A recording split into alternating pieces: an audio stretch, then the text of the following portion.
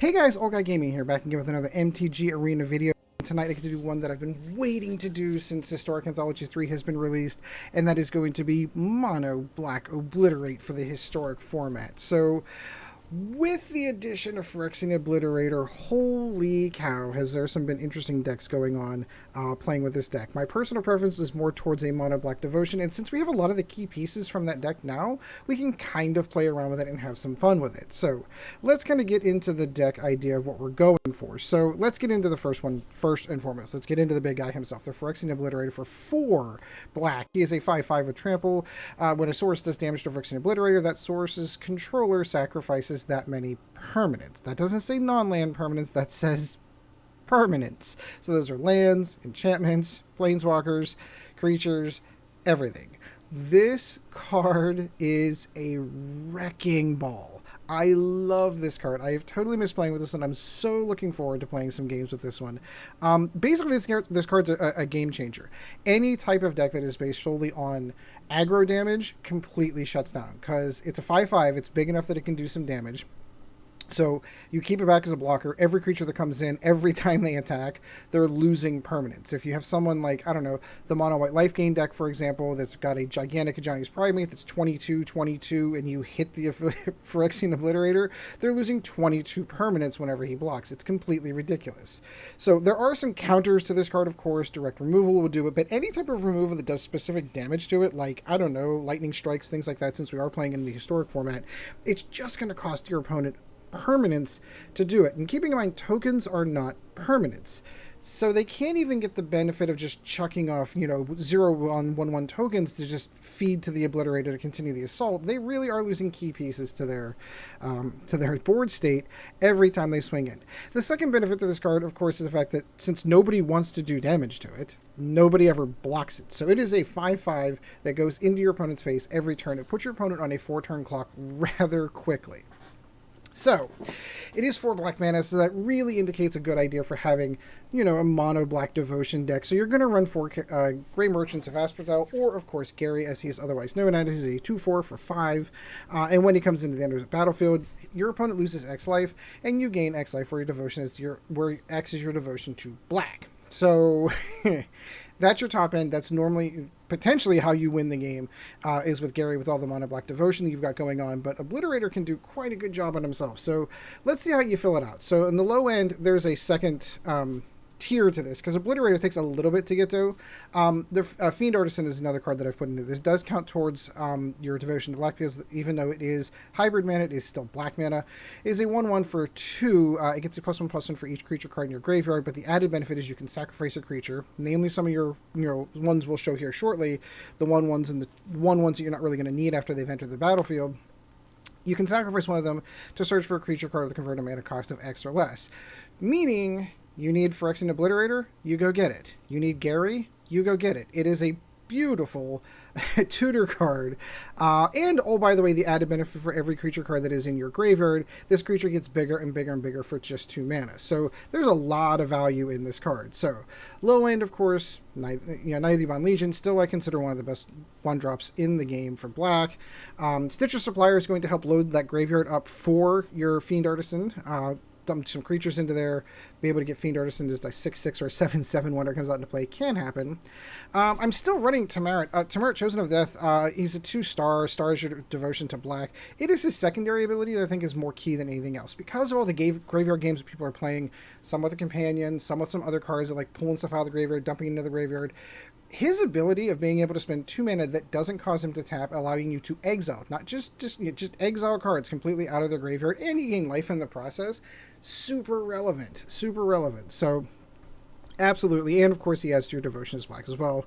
Yarok's Fenlurker, 2/2. This is one of the ones you're probably going to sacrifice to get the Fiend Artisan up and bigger, but it does have the added benefit of exiling another card from your opponent's hand whenever it enters the play. It does have a pump ability, probably not going to use it.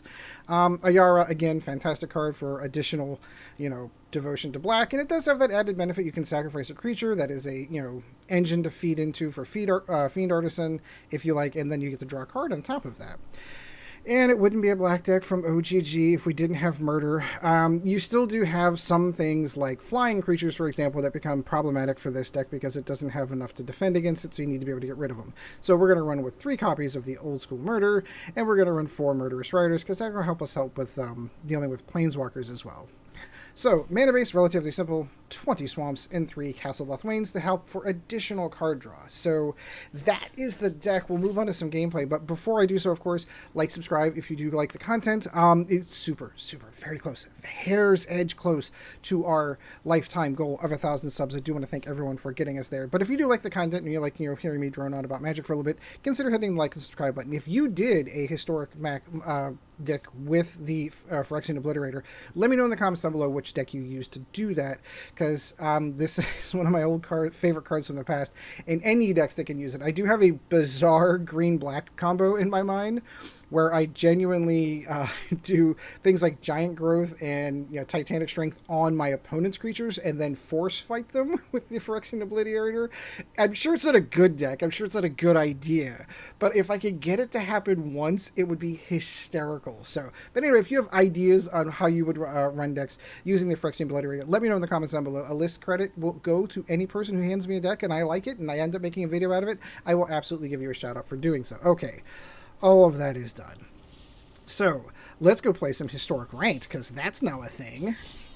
Because you can now play Historic anytime. And when Standard gets you down, and Companions are running wild over you, and Fires of Invention, and, whatever other cards are going to get banned this week are getting you down, and you want to go somewhere else, Historic, man. I mean, it's just as equally broken. All the broken stuff you remember is still here. Ooh, so 3 Ayaras. I don't know how I feel about that. All the broken stuff you remember is still here, but there's a lot more variety. I think I'm going to have to mulligan that one, unfortunately. That's better. I really hate pitching Gary, but he is definitely what's going to go. So we got a nice little arc. If we could end up getting... Whoa, Leyline of Abundance. Very nice. This is going to go really fast. Probably in the wrong direction. So what I need is a Phyrexian Obliterator like now. And not in the graveyard. Whew, 2 creatures in the graveyard. That does feed our Fiend Artisan. So, I've got bad feelings about where this is going. This could be funny, though. If I do end up with an Obliterator in hand, whatever large, gigantic creature he throws down is just going to murder his game state. So it could be totally worth it. And my earbuds are getting blown out because my kids like to play the volume really loud. Ooh, that could be helpful. Let's go ahead and do the Fiend Artisan real quick.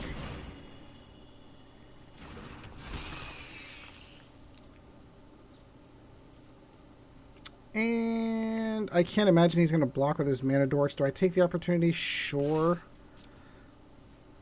I can't imagine he's blocking with any of these. Yeah, see, that's the right call. Yep. So, Leyline of Abundance twice in the same route. That's dirty. Alright, Obliterator, where you be?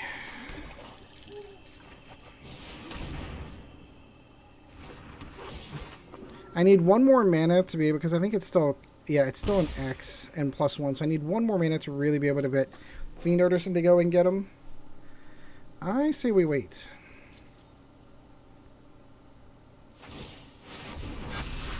Yeah, this is going to get really funny really quick. 1 more mana, we'll pitch... there's Nissa. Sure. I can see that. Sure. I imagine he's not going to swing. Gary. So, I'm in debate here, because there's a big part of me that really thinks that killing off his lands is going to be beneficial. Because they have Vigilance, and that is a pain in the butt to deal with.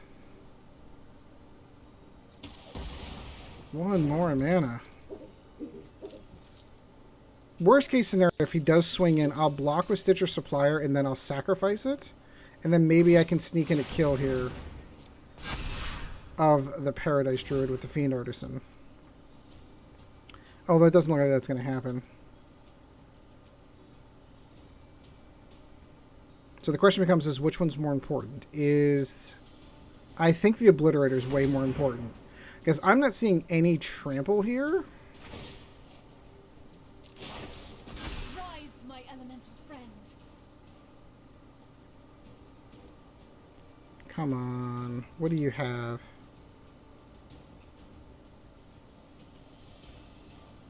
Oh, come on. Yep. Shock that in, too. I guess he's going to go for more counters. Yep, that would be my guess. That is an ouchie. That is, I'm not going to lie, that's going to be problematic. That's all he's coming in with? Okay, that's more like it. That's more like it. Okay, so we are going to block here to here. We're definitely blocking one of the 5/5s here. I think I'm going to take a gamble and block the 4/4 here. And then we're going to use her ability to pitch Stitcher Supplier. So worst case scenario, we're going to kill that. And we did pitch a creature, so that makes it a 5/5. We draw a card, another Gary. Lovely. Not another land. Another land was not what we were looking for. Alright, let's go Murderous Rider. I guess is what we're going to go pitching for. No.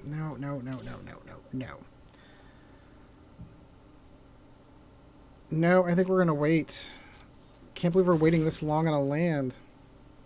Because he's going to be able to continue to just build up all these +1/+1 counters, and then I'm going to run out of stuff to throw in front of him. That's going to be the problem.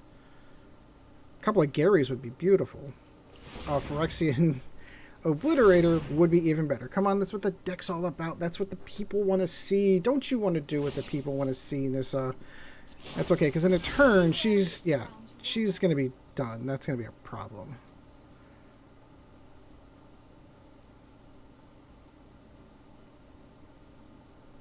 So I might genuinely debate sacrificing Tymaret here since I have another in hand to draw a card if he swings in. So block with Tymaret. Yep, here come the counters. Oh, where's the Obliterator when I need it? Okay, so he's going to hold off. Ugh. Oh, not what we want to see. I do like the idea of giving this, of course, Death Touch to be able to kill some of this stuff coming in, but we've got way too many big creatures going on. 1 mana we're sitting on. And, oh god, I wish I had this Obliterator. Oh, so much damage, so many permanents to die. We're just building up to it, that's what it is. I love the deck, it's a cool idea. It's just super frustrating that I think we got what? We had 1 murder that came up and we pitched a Murderous Rider, but 7 pieces of removal, nothing yet. Oh, interesting. I thought he would have totally ultimated her. Unbreakable Formation. Yep, that's it. That's going to do it for a good game on there. Well played. It does stink that we're kind of sitting around waiting for that last mana to come out, but it is what it is. Would have been nicer if like we'd have just one Obliterator would have completely changed that game because we'd have just been rolling over because he wouldn't have blocked. He wouldn't have dared block at that point because all of his permanents would have been gone. Double Leyline of Abundance. I don't even know that had any effect. I think he only gets the effect of the first one. Maybe I'm wrong. Maybe he does get the effect on both. Oh well. Is what it is.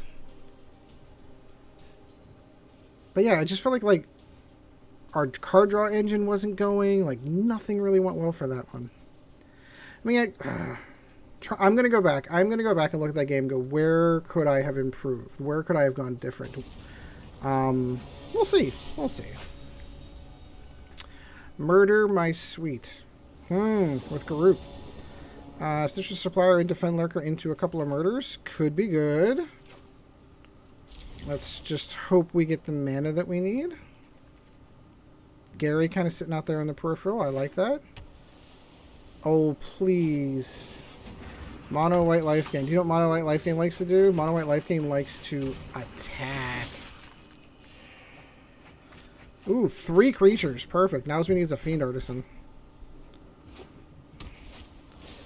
Oh, this is going to be Bishop of Wings. They're going to go and pull off the old... what am I thinking? The Angel.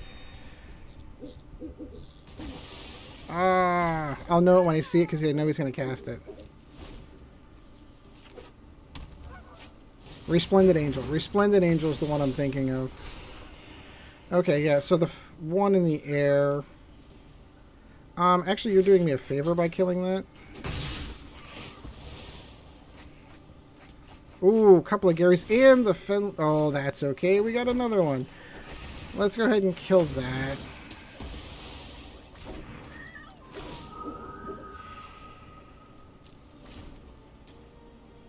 And then we're just going to obliterate her. This one's mostly in the air, which is partially part of the reason why I wanted to go... No, you can have that. It's 2 damage. I don't care. Resplendent Angel. Wondering when that was coming in. It's a good thing we saved another murder for that. Unfortunately, he got all the life gain off on that one. I think we are a little too far behind the times. Yeah, we've got to definitely kill the Resplendent combo. The only thing this is missing now is, I don't know, this could roll right into Obliterate, right into Grey Merchant. We can get right back into this. No, you can have all of that.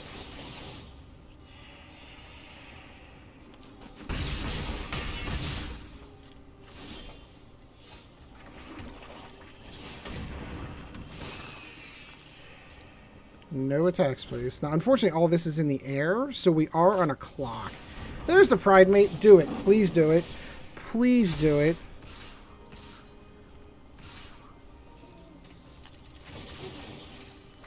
Please, I beg of you, don't read the card. I beg of you to do this.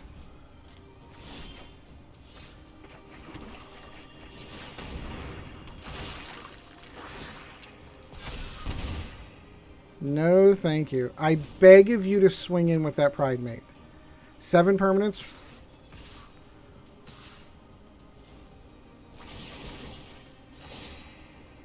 I'm begging you. Oh boy, am I begging you to bring that in. Since there is this, obviously if he knows the card, he's not going to come in. Oh, there's the Resplendent. We're going to lose on this one because of that. Unless we get lucky and get another murder. Yeah, now he's got this life gain angel token combo going way beyond our means here. I think that's going to do it. I don't think he's going to swing in at all. Oh, yeah, so I'm going to find my resolve. There's nothing to go on this one. So we'll just go ahead and cast this out. I think he's got us at 59-7. Worst case scenario, all of his flyers can come in and get us. Darn it, that's a shame. No, we're going to say good game. Good game. It's interesting because some of the warm-up games I did, not with this deck, with another deck when I was completing my dailies, I saw, this is the 3rd time I've seen that deck today. That must be a big thing with the mono white life gain deck. I wonder why that's gaining some ground. Probably people getting tired of losing to mono red. That's what I expected to play a lot of today, was mono red. Like a lot of the aggro decks, like the Gruul aggro, mono red aggro, that's what I genuinely expected to play a lot of today. Looks like I'm wrong. That happens. Fiend Artisan, into Obliterator, into Gary. Potential. A little slower than I'd like, but he's coming in with a tap land. That's okay.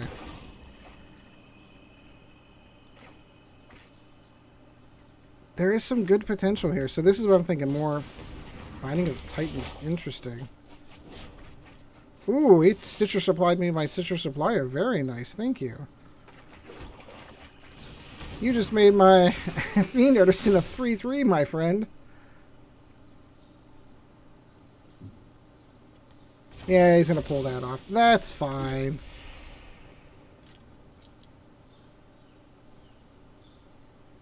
I'm curious as to where this goes.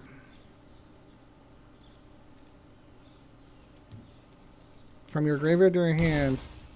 Herald of the Storm. Cool. He's definitely pitching stuff from the graveyard. Alright, we need mana and we need it fast.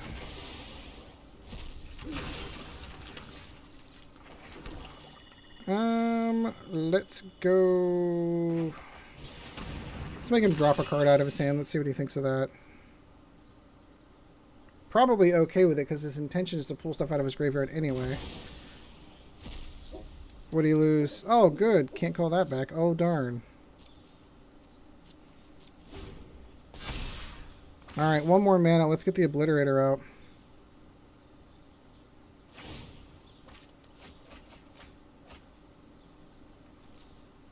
Storm Harrow. This should be interesting. With haste?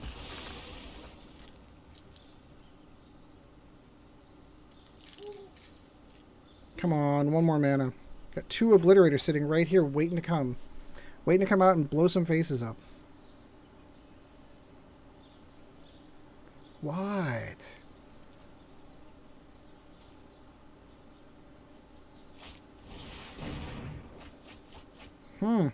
Pitching more cards into the graveyard. I wonder what he's going for. I love the Prestigious Growth, by the way. I don't know what this deck's doing, but I like it. Ugh.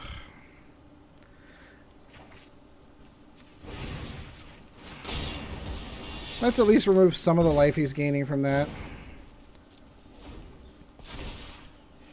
There, you got 1 life. Congratulations.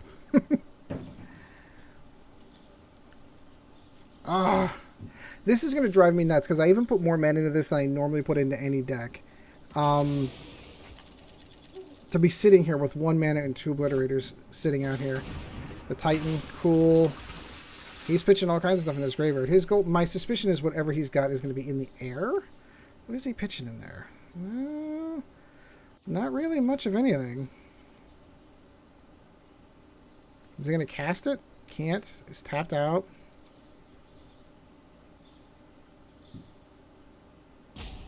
He's thinking. Thank you.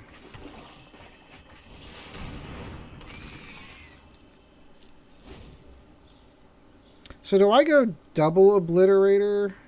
Now, if he's doing Gruul colors, I don't know that he has a lot of non-direct damage. Like, a lot of it's like the fight stuff, or it's stuff like this. I'm curious as to what he does in this situation.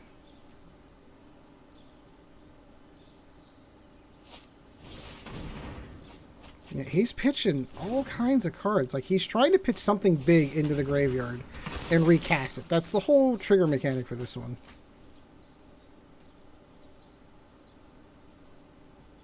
Guess it's going to be nice to keep a Murderous Rider on board. Yeah, I think I'm going to wait.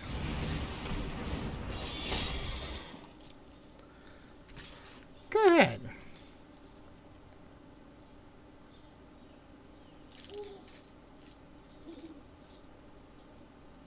Just that scenario where I'm talking about, like, most people are like, oh no, I don't want to block it.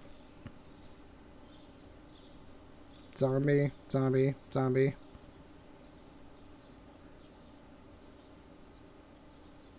Don't do it. You're going to regret it.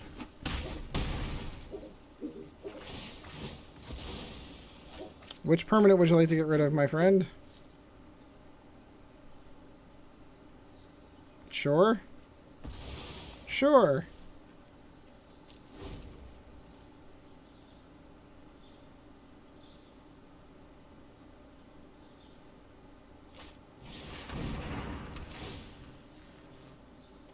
Any number of aura cards from your graveyard to play it. Perfect. So he's got haste. He's going to have all that fun stuff.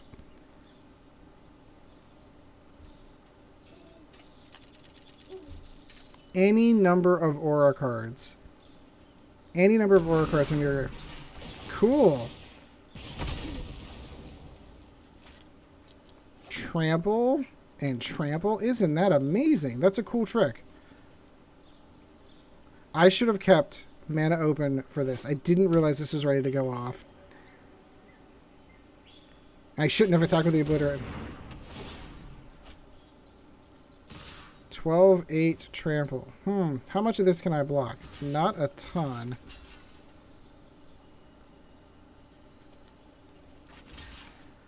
Not enough, unfortunately. Yeah, attacking... I was so excited to attack for the Obliterator. That's gonna pay... I'm gonna pay for that. That's a cool deck. I've not seen that one run through before. That's a cool idea.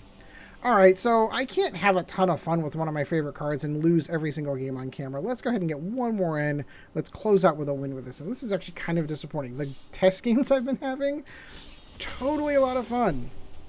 But that is the reason why I left Murderous Rider in the deck. Is for crazy combos like that where someone pulls off something crazy like that at the end of the game and just win, like they're just building up to that one combo. Because if you murder or Murderous Rider that one creature, half the damage, half his stuff is dead. It's completely... It's such a one-trick pony, and I fell for it. All auras. That is kind of broken. Alright, this could get really bad if we don't get another mana. I think I need to... I think I need to pitch this. That's better. That's better, and I'm okay dropping a Gary. Gary can come back. He's more late game anyway. Yeah, I made the right call there. Oh, goody. There we go. We've got a companion in play. In Historic, no less. Ah, see, we got Gary back anyway.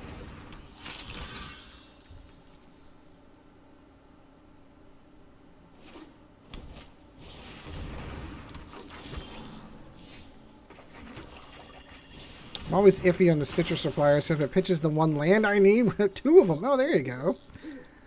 I can't imagine he's gonna let that happen. He's gonna let me, he's not gonna block is what I'm saying. He's not gonna block with this hexproof creature.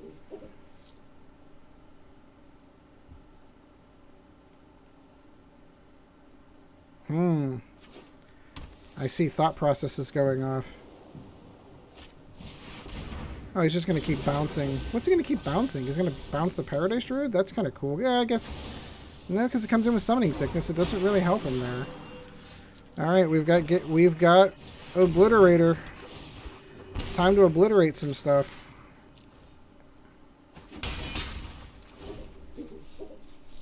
Six. That should be fun. So that's going to come into play tapped. He's going to bounce Paradise Druid. Let's get obliterated, shall we?